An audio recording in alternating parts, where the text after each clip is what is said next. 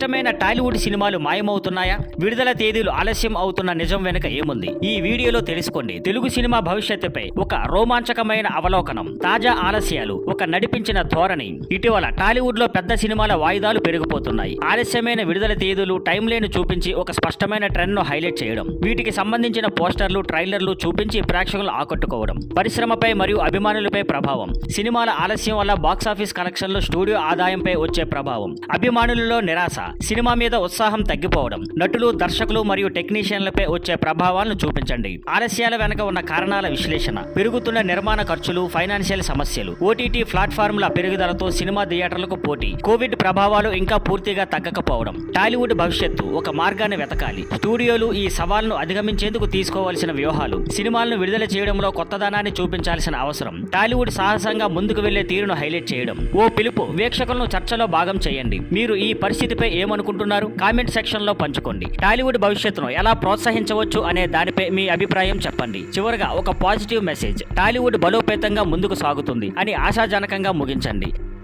Thank you for watching. Please like, share and subscribe.